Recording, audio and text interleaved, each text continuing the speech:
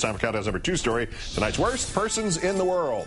The bronze to Congressman Randy Nagebauer, Republican extremist of Texas. He is signed on as one of the 5 co-sponsors of Florida loon Bill Posey's bill that would require birth certificates from presidential candidates. After he insisted on radio yesterday that the bill wouldn't apply to the Obama election because it wouldn't be retroactive, Nagebauer was also asked, "So you believe the president the president is a U.S. citizen?"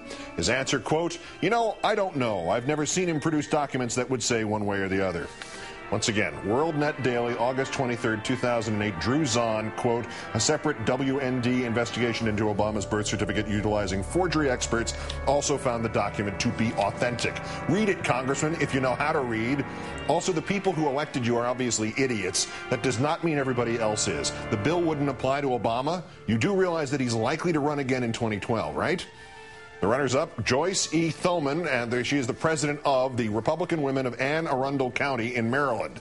This pretty much speaks for itself. Quote, "Obama and Hitler have a great deal in common in my view. Obama and Hitler used the blitzkrieg method to overwhelm their enemies. Fast carpet bombing, intent on destruction. Hitler's blitzkrieg bombing destroyed many European cities quickly and effectively. Obama is systematically destroying the American economy, and with it, America."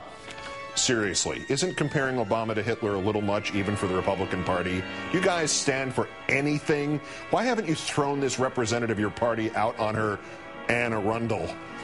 But the winner, State Representative Cynthia Davis of Missouri, when she first won this award, hands down on Monday, we told you that Ms. Davis had attached a series of what she called commentaries to report on the state's meal program for underprivileged kids while school was out for the summer, insisting these meals should be curtailed.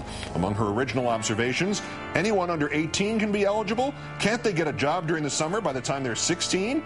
Hunger can be a positive motivator. What is wrong with the idea of getting a job so you can get better meals? Tip, if you work for McDonald's, they will feed you for free during your break.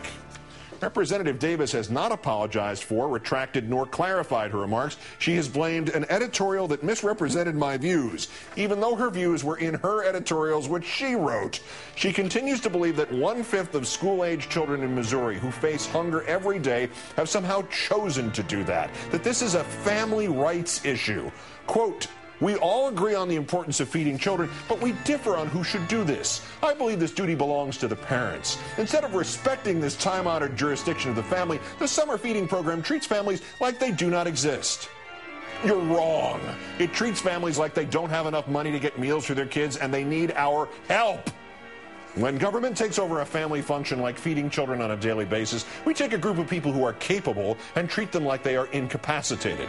Look into your own heart and ask, what made a difference in my life as a child? Was it standing in a line for a cafeteria-style meal at school, or was it sitting around the kitchen table with others in your family? You're wrong. Gosh, Miss Davis, I think more than either of these things, what would have made a difference in my life as a child was if one day there was no breakfast and some idiot politician was trying to make sure I couldn't get one. And cafeteria-style meal at school? You're wrong. Missouri's summer meals are given out in churches, your own state, you don't even know the simple facts. My goal is not to replace parents, but to reinforce them.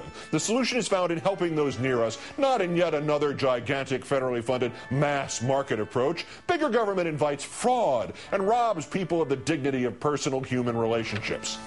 You're wrong. Your goal here is to try to take an efficient program providing needy kids millions of healthy meals at about $2.50 each and turn it into another wedge weapon of paranoia to use on the buffoons who would vote for a political hack like yourself.